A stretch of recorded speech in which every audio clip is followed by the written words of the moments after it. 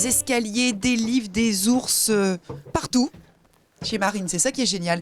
Et alors là, Marine, justement, on peut montrer, ce sont les têtes que vous fabriquez avec avance. Oui, elles sont prêtes. Donc tout en porcelaine. Voilà. C'est ça, hein? Elles sont déjà poncées, cuites, peintes, repeintes. Ouais. Elles sont prêtes pour le montage. D'accord. Alors vous faites aussi, et ça c'est un point important, là ce sont vraiment les créations. Maintenant vous faites aussi de la restauration.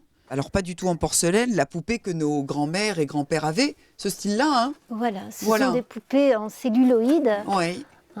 Début de siècle, et puis jusqu'aux années 50, parce qu'au début 60, elles ont été interdites de création, puisque c'est un produit inflammable. Eh oui, ouais.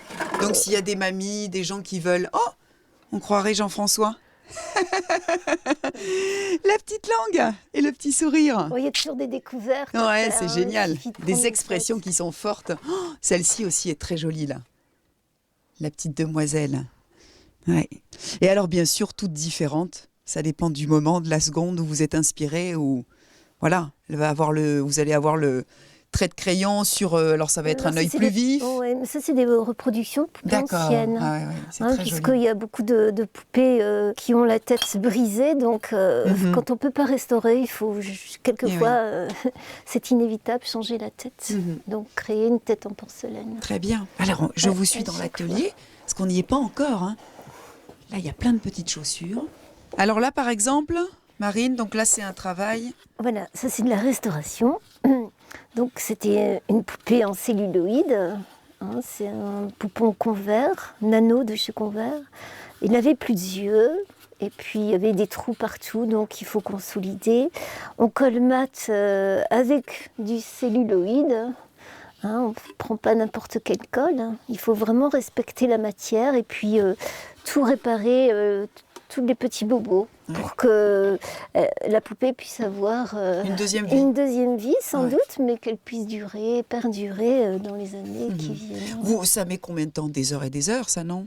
En général, quand on crée ou quand on restaure, on s'installe et puis on termine quand on a envie. Il n'y a pas de temps qui compte. C'est pas... Alors vous avez des clients partout en France et même au-delà qui savent et qui connaissent votre savoir-faire et qui vous envoient leurs poupons. Cette-ci vient de Tarbes, d'autres viennent de Bretagne, des quatre coins de France et puis du Luxembourg. Parce qu'il y en a plus des artistes comme vous. On est très peu, hélas.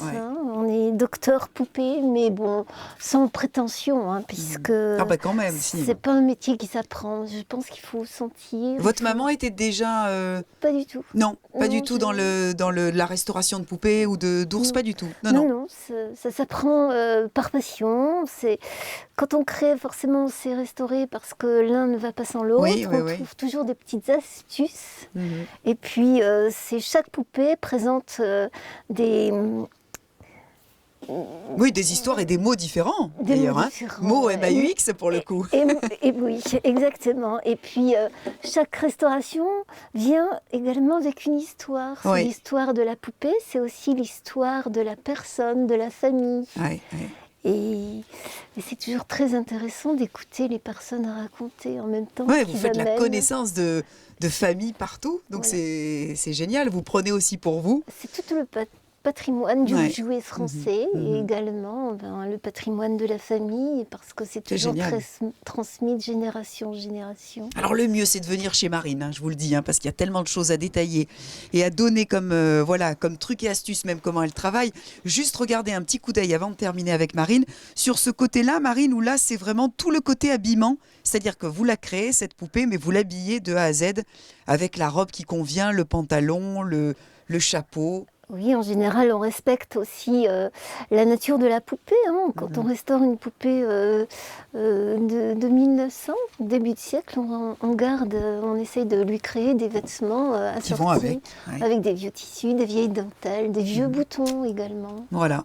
Le plus simple est de venir chez Marine Wendling. C'est donc à Vionville. C'est vraiment à côté de Metz, on peut dire. Près de Metz. On est vraiment à quelques kilomètres. Si vous voulez des informations, allez sur le site effectivement des artisans d'art de la région Lorraine, où vous prenez contact. Si vous tapez Marine Wendling à Vionville, je pense que vous trouverez les coordonnées pour trouver le petit cadeau qui sera le petit cadeau rêvé, à mon avis, pour la petite fille ou le petit garçon. Merci de nous avoir accueillis. On resterait bien encore des heures avec vous, mais ça passe très vite, vous voyez. Au fil du temps, on parlait des perles et du temps, et bien là, ça passe très très vite. Je vous souhaite en tous les cas, avec avance, un très joyeux Noël à vous aussi. Merci de nous avoir accueillis dans votre belle maison, et au plaisir. Hein. Et puis, il y a le site que vous pouvez consulter. Alors, dites-nous. egrisel.fr. Egrisel, EGRISE2LE.fr si vous voulez d'autres éléments sur Marine. Merci beaucoup pour votre accueil.